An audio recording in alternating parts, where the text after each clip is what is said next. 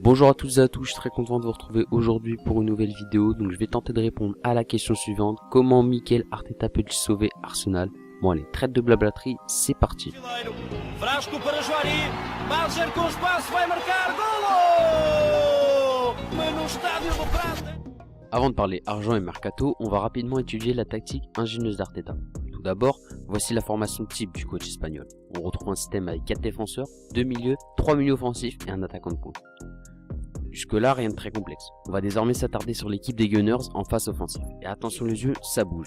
Bon, voici les déplacements simplifiés des joueurs, pourtant ça nous embrouille déjà pas mal, alors imaginons donc les défenses adverses. On a alors un 4-2-3-1 initial qui se transforme en 3-2-4-1. Oui, je sais, c'est pas très élégant, mais en réalité c'est du génie pur. On va pas en parler dans cette vidéo, mais pourquoi pas dans une prochaine. En phase défensive, Arsenal retrouve 2 lignes compactes. Bref, une chose est sûre, quand Arsenal a le ballon, les canonniers jouent de leur surnombre sur les ailes pour développer leurs actions. On a rapidement vu l'organisation tactique d'Arteta, maintenant place au transfert.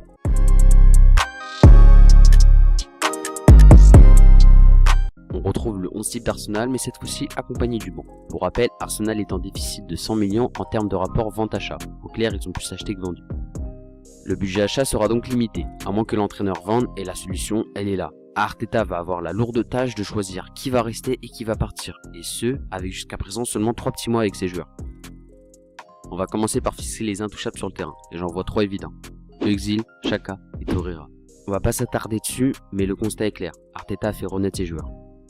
Après, en termes de logique, Pepe, Niles, Lacazette et Leno sont des joueurs qui sont soit arrivés récemment ou importants, ou les deux d'ailleurs.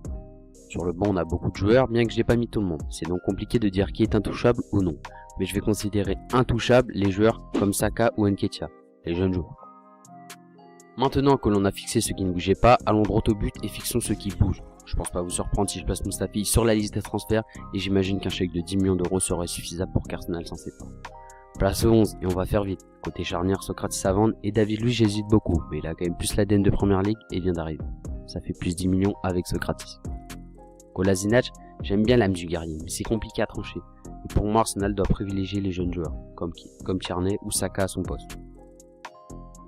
Le milieu de terrain, ça bouge pas, et Özil aussi, le fameux triangle. Bon, Pepe, vous imaginez bien que je peux pas le vendre. Il vient d'arriver, correspond au style d'Arteta, et en plus de ça, a un potentiel de fou. Alors Aubameyang, pour moi, ça dégage. Ça peut vous surprendre, mais 60 millions, ça ne se refuse pas, et Arteta le sait. On arrive au buteur, garderait quand même une saison de plus Lacazette au club, afin de voir s'il se plaît avec Arteta. Au-delà du fait d'une adaptation avec l'entraîneur espagnol, il fait partie du top 5 des buteurs européens quand il est à son prime, donc ça rase. Il nous faut un défenseur central et un ou deux remplaçants. Pour le défenseur central, comme vous le savez, je sortirai le gros billet. En effet, je pense qu'un Samuel Umtiti pourrait être un joueur intéressant pour Arsenal. Il est champion du monde, a joué 4 ans pour le Barça et correspond au style de jeu des Gunners. Pour la doublure de Mustafi, je pense qu'un Mark McGuinness des U23 d'Arsenal ferait l'affaire. Il coûte rien et en plus, ça permet de promouvoir son centre de formation.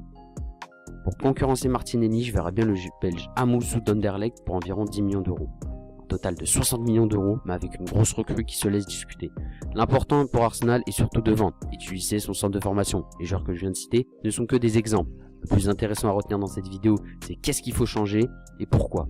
Une chose est claire, Arteta va devoir agir, et ce, vite.